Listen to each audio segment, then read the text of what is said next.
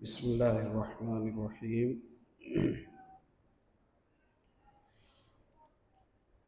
دعاؤں کی قبولیت کے وسائل میں ایک اہم وسیلہ رزق کو پاک رکھنا ہے۔ ان لوگوں کی دعائیں قبولیت سے موقوف ہو جاتی ہیں، رک جاتی ہیں، جو لوگ رزق حلال حاصل کرنے کا بندوبست نہیں کرتے۔ انسان کا کسب معاش شبے والا نہ ہو، پاک صاف ہو، کسی کی حق تلفی نہ کرتا ہو، تو دعائیں تو اس کی یقیناً قبول ہوتی ہیں، بلکہ اس کے اس طریقے کی برکت سے اس کے لیے اللہ دعائیں کرنے والے بھی پیدا کر دیتا ہے، جو اللہ کے حکم سے اس کے حق میں دعائیں کرتے رہتے ہیں۔ پیارے نبی صلی اللہ علیہ وسلم کی جامع ترین حدیثوں میں ایک حدیث ہے جو محدثین نے ذکر کی ہے، ان الحلال بین و ان الحرام بین۔ حلال وہ ہے جس کا حلال ہونا کلیئر اور واضح ہو، اسے استعمال کرو۔ وَإِنَّ الْحَرَامَ بَيِّنٌ، اور حرام وہ ہے کہ جس کا حرام ہونا کھلا ڈلا واضح ہو۔ وَبَيْنَهُمَا أُمُورٌ مُشْتَبِهَاتٌ یا مُشَبِّهَاتٌ، حلال اور حرام کے درمیان کچھ باتیں ایسی ہیں جن میں شبہ ہے، یعنی آپ تگ و دو کریں تو آپ کو اس کے حلال ہونے کا فتویٰ بھی مل جائے گا، آپ کوشش کریں تو آپ کو اس کے حرام ہونے کا فتویٰ بھی مل جائے گا۔ پیارے نبی صلی اللہ علیہ وسلم سے ایک شخص نے پوچھا کہ اللہ کے نبی یہ بتائیے کہ گناہ کیا ہے؟ گناہ کیا ہے؟ گناہ کی کیا پہچان ہے؟ آپ صلی اللہ علیہ وسلم نے فرمایا، جئت تسألنی عن المعروف، تو مجھ سے نیکی کے بارے میں پوچھتا ہے، مطمئن الیہ النفس واطمئن الیہ الصدر۔ نیکی وہ اقدامات ہیں، وہ فیصلے ہیں، وہ معاملات ہیں، وہ لین دین ہے، وہ اقدامات ہیں، وہ کام ہیں کہ کرنے کے بعد تیرا ضمیر خوش ہو، مطمئن ہو، تجھے کوئی کانٹا نہ چبھے، تردد نہ ہو، پریشانی نہ ہو، تو بے فکر ہو، تیری بلا سے اس تیرے کام کا ساری دنیا میں اعلان کر دیا جائے، سب کو پتہ چل جائے، بڑوں کو، چھوٹوں کو، تیرے علماء کو، بزرگوں کو، استادوں کو، شاگردوں کو، سب کو پتہ چل جائے، تو منہ نہ چھپاتا پھرے، قدم ایسا اٹھاؤ کہ جس میں دل مکمل مطمئن ہو۔ اور گناہ کیا ہے؟ گناہ یہ ہے ما حاک فی الصدر وتردد الیہ النفس وکرہت ان یطلع علیہ الناس۔ گناہ یہ ہے کہ دل میں کانٹا چبھتا رہے، تردد ہو، اور دل خوش نہ ہو، مطمئن نہ ہو، وَكَرِهْتَ أَن يَطَّلِعَ عَلَيْهِ النَّاسِ، اور تجھے یہ بھی اچھا نہ لگے کہ تیرے اس کام کا لوگوں کو پتہ چلے، تیری یہ خواہش ہو کہ یہ پردے میں ہی رہے، کسی کو تیرے اس کام کا، اس رشتے کا، اس لین دین کا، اس بزنس کا کسی کو پتہ نہ چل جائے۔ وَإِنْ أَفْتَاكَ النَّاسُ وَأَفْتَوْكَ، اگرچہ لوگوں کے فتوے تیرے پاس موجود ہیں، لوگوں کے فتوے تیرے پاس موجود ہیں کہ ہاں یہ کام ٹھیک ہے، مجلس میں بیٹھتا ہے، بات کرتا ہے، کہتا ہے کہ میں نے تو فتویٰ لیا ہے یہ، لیکن اندر ضمیر جانتا ہے کہ یہ کام نہیں کرنا چاہیے مجھے۔ تو گناہ متردد کر دینے والی چیزیں ہیں جس میں آپ کا دل پریشان ہو، آپ مطمئن نہ ہو۔ اس مجلس میں یہ یاد دہانی کرانا چاہتا ہوں کہ کوئی بھی قدم اٹھائیں نا، کوئی بھی قدم اٹھائیں زندگی میں، وہ لین دین کا ہو، وہ فیصلے کا ہو، وہ رشتے ناطے کا ہو، وہ کوئی بھی قدم ہو، اس میں آپ لوگ کیا کہیں گے اسے چھوڑ دیں، دل میں اطمینان اور تسلی حاصل کریں۔ آپ یوں سمجھیں کہ یہی سوال محشر کے میدان میں جب آپ کٹہرے میں پہنچ جائیں گے، اللہ آپ سے پوچھے گا کہ یہ کام کیوں کیا؟ تو آپ سے اللہ پوچھ لے کہ یہ کام کیوں کیا، تو آپ کہہ دیں کہ اللہ یہ کام میں نے اس لیے کیا۔ نہ یہاں شرمندگی ہو آپ کو، نہ وہاں شرمندگی ہو۔ اگر اس رفتار پر مسلمان چلے تو وہ انشاءاللہ حرام سے محفوظ ہو جاتا ہے۔ میں مثال دیا کرتا ہوں، سیدنا ابو بکر صدیق رضی اللہ تعالیٰ عنہ بیمار ہیں، آخری ایام ہیں، برز بڑھتا گیا جوں جوں دوا کی۔ ان ایام میں فکر تھی کہ کسی کو پیچھے مقرر کر دیں۔ مشورہ کیا مہاجرین سے، مشورہ کیا انصار سے، مشورہ کیا بدریوں سے، مشورہ کیا بیعت عقبہ والے لوگوں سے، الگ الگ خود سوچا، استخارہ کیا۔ بالآخر اس نتیجے پر پہنچے کہ عمر ابن خطاب رضی اللہ تعالی عنہ کو اپنے بعد مقرر کر دیا جائے۔ یہ فیصلہ کیا، لوگوں سے اس حوالے سے مشورے کرتے رہے، مرض کے ایام میں مشورے کرتے رہے، فیصلہ ہو گیا، لوگوں کے سامنے مرض کے ایام میں آئے، اللہ کی حمد و ثنا کی، خطبہ دیا، اٹھا کے لایا گیا، لوگ جمع ہو گئے، لوگوں سے کہا کہ میں جس حالت میں ہوں تم دیکھ رہے ہو، یہ ایسی حالت میں ہے کہ اس میں جھوٹا انسان بھی سچ بولنے لگ جاتا ہے، اور خائن بھی ان ایام میں دیانتداری کرنے لگ جاتا ہے۔ تو سچائی اور دیانتداری کی بات یہ ہے کہ میرے بعد امت مسلمہ کی باغ دوڑ سنبھالنے کے لیے مجھے عمر ابن خطاب رضی اللہ تعالیٰ عنہ سب سے مناسب لگتے ہیں۔ تو اگر کسی کی کوئی بات ہے، کوئی ایشو ہے تو وہ سامنے لاؤ۔ لوگوں نے ان کی اس رائے پر اطمینان کا اظہار کیا۔ سیدنا ابو بکر صدیق رضی اللہ تعالیٰ عنہ نے سیدنا عمر ابن خطاب رضی اللہ تعالیٰ عنہ کو متعین کر دی۔ شہرہ یہ تھا کہ عمر رضی اللہ تعالیٰ عنہ سخت مزاج ہیں، رعایت نہیں کرتے ہیں، جنگجو ہیں، ان کے مزاج کے اندر کچھ تلخی ہے، یہ شہرہ تھا۔ انہیں لایا گیا گھر، آخری دن ہے یا ایک دن پہلے کی بات ہے، انہیں گھر لایا گیا، ایک شخص نے آنے کی اجازت مانگی۔ اس وقت ابو بکر صدیق رضی اللہ تعالیٰ عنہ اٹھ کے بیٹھ نہیں سکتے تھے۔ لایا گیا، بندہ کو بلوایا، تیمارداری کرنے کے لیے آیا ہے۔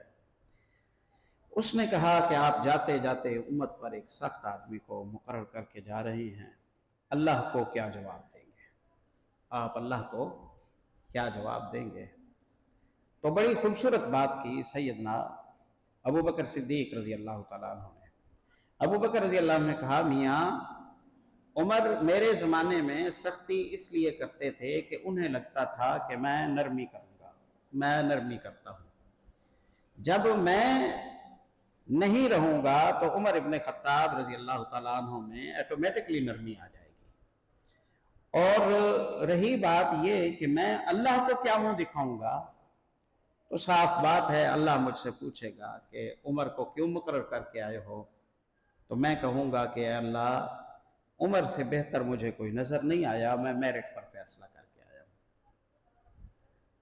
تو ہمارے اکثر گناہوں کا تعلق بالخصوص رزق کے حوالے سے ہے نا، جو وہ یہ ہے کہ ہم چٹا جو حرام ہے نا اس سے تو اجتناب کرتے ہیں، کہ کوئی شراب پیتا ہو، کوئی سود کھاتا ہو، کوئی کسی کی زمین پر قبضہ کر لیتا ہو، اس طرح تو نہیں، لیکن ہم شبہات میں پڑ جاتے ہیں، مشتبہ چیزوں میں پڑ جاتے ہیں۔ بینہما امور مشبہات، حلال اور حرام کے درمیان کچھ چیزیں شبہ والی ہیں۔ لا یعلمہن کثیر من الناس، اکثر لوگوں کو علم نہیں ہوتا کہ یہ چیز حلال ہے یا حرام ہے، دونوں طرح کے فتوے اس پر ہوتے ہیں۔ فَمَنِ اتَّقَى الشُّبُهَاتِ فَقَدِ اسْتَبْرَأَ لِدِينِهِ وَعِرْضِهِ۔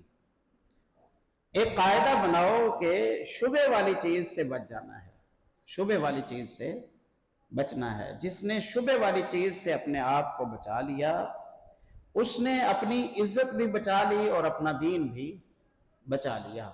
وَمَنْ وَقَعَ فِي الشُّبْهَاتِ وَقَعَ فِي الْحَرَامِ، اور جو شبوں میں پڑ گیا، شبے والی چیز میں پڑ گیا، ہزاروں کام ہیں اس طرح کے، اللہ معاف فرمائے، جو شبے والے کاموں میں پڑ گیا وہ اس کے بعد حرام کی جرت بھی کر لے گا، اس کے بعد وہ حرام کی جرت بھی کر لے گا۔ کَالرَّاعِي يَرْعَىٰ حَوْلَ الْحِمَىٰ يُوشَكُ أَن يَرْتَعَ فِيهِ۔ آپ صلی اللہ علیہ وسلم کا طریقہ تھا، مثال دے کر بات سمجھایا کرتے تھے۔ آپ نے فرمایا یوں سمجھو ایک بندے کا کھیت ہے، کھیت تیار ہے اور چرواہا اس کے کھیت کے پاس اپنی بکریوں کو چرانے کے لیے آ جاتا ہے۔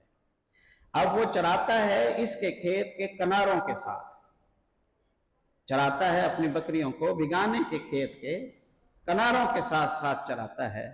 یوشک ان یرتع فیہ، جب اتنا قریب جو لے کے جاؤ گے اپنی بکریوں کو تو خطرہ ہے کہ بکریاں بگانے کھیت میں منہ مار لیں گی، تو بگانے کھیت سے بکریوں کو بچانے کے لیے طریقہ یہ ہے کہ دور رہو۔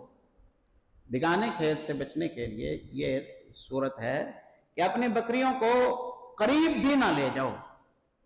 پھر آپ صلی اللہ علیہ وسلم نے فرمایا کہ یہ جو لوگ حرام کھاتے ہیں اور جو لوگ مشتبہ مال کھاتے ہیں، جو لوگ لوگوں کے منہ کا لقمہ چھین لیتے ہیں، ان کی جو دعائیں ہیں اللہ کے نزدیک انہیں کوئی پذیرائی اور اہمیت نہیں دی جاتی، ان دعاؤں کو قبول نہیں کیا جاتا۔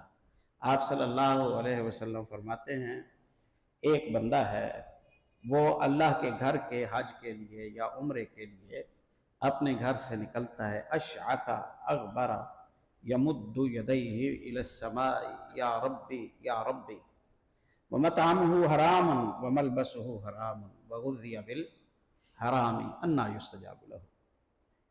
یہ حاجی صاحب جو آیا ہے بال اس کے گرد سے مٹی سے آلود ہو چکے ہیں، جوڑ جوڑ تھکا ہوا ہے، سفر کر کر کے ٹوٹ گیا ہے، احرام کی چادریں بھی اس کی میلی ہو چکے ہیں، پسینے سے یہ شرابور ہے۔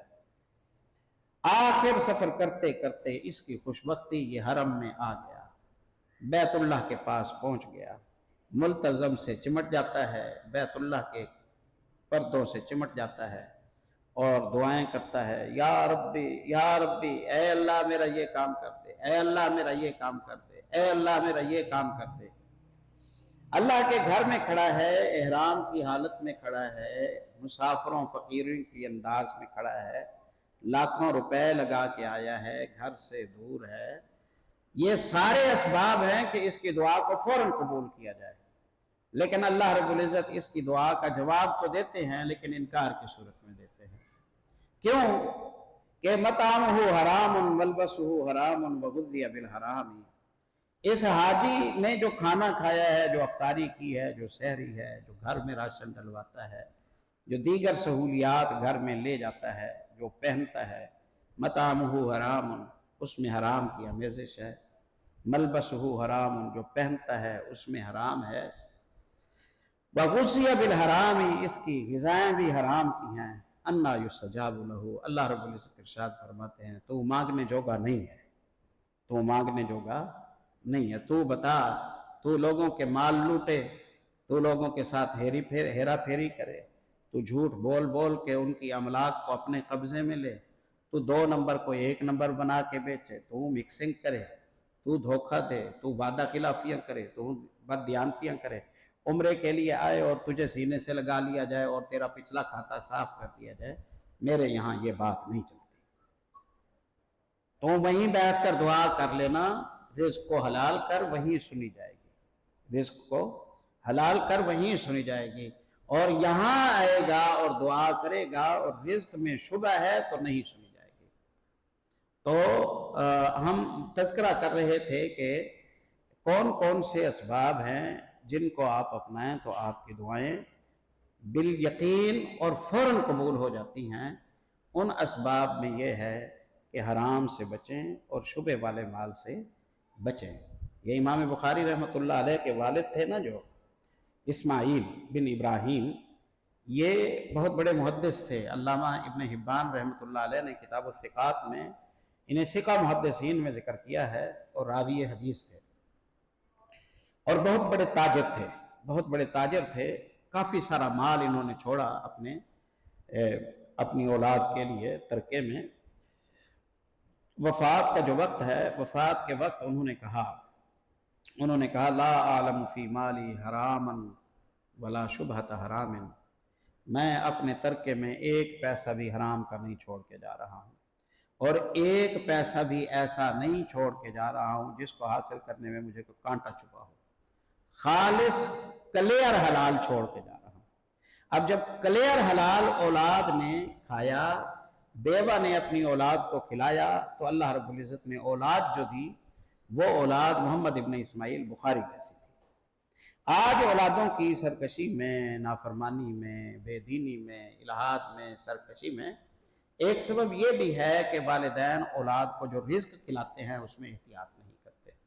تو اس مجلس کا انشاءاللہ یہی پیغام ہے کہ رزق کو حلال کریں، شبہ والے رزق سے اپنے آپ کو بچائیں، خالص حلال لیں، چاہے وہ آپ کی انکم کا 5واں حصہ ہی کیوں نہ ہو، اسی میں اللہ برکت ڈال دے گا۔ حرام کو آپ نے دروازہ کھول دیا، آنے دیا، تو یہ حلال کا حصہ بھی کھا جائے گی، اور گھر میں ناچاکیاں، بے برکتیاں، اولاد میں نافرمانیاں، اور پھر دعاؤں کا رد ہونا، یہ مصیبتیں آ جائیں گی۔